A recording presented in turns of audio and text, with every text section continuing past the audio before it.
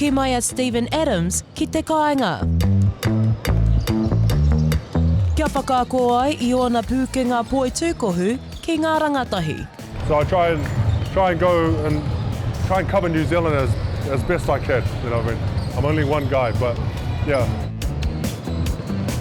Huia mai rā te hunga rangatahi ki tēnei kaupapa nui whakaharahara, arā ko te Stephen Adams Camps mo te poitūkohu ki konei ki Ōtautahi. He kaupapa tēnei nā Adams mo te hunga rangatahi e ngākaunui ana ki tēnei kemu o te poitūkohu, mai te 8 tau tainua ki te tekau mā whātau. I ahu mai tēnei kaupapa I te tau 2013, ā ka huri haere tēnei wānanga hei tāpoi, huri noa I te motu. It's mainly just a running Kenny Mack. You know, he's my past coach. He did a lot of these camps in Wellington, and I used to help out with those in high school and whatnot. It's just that this one's just a bit scaled up, but it's still carrying on that legacy, you know. But like the only way that this was enabled was through pathways and like the boys here who's helped it out, getting across the country, you know. We're just here to just raise basketball awareness and whatnot and just having fun, you know. So that's the main thing.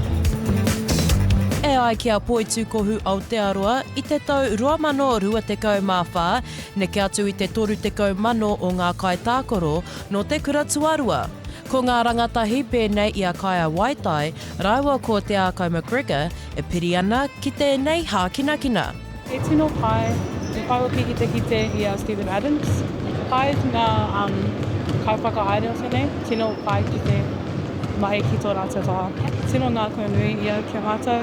I whakaako ia me pehia te titire tika. It's been pretty good. It was a bit intimidating seeing him. He's real tall. Kua whai hua ēnei rangatahi o ngā mahi a Adams, me tā rātou hiahia kia hoki mai anō ki ēnei momo wānanga poitūkohu. Tino pai ngā vibes ki konei, e tino chill. Just sharpening up like everything. I haven't played organised basketball since year 7, so it's been a while. So it's just basic skills, but the main thing is just fun.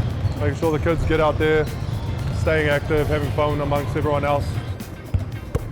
Ka peka atu tēnei wānanga ki ngā motu, hei tēnei rā mere. Shakayla Andrews-Alapaki, Tauihu News.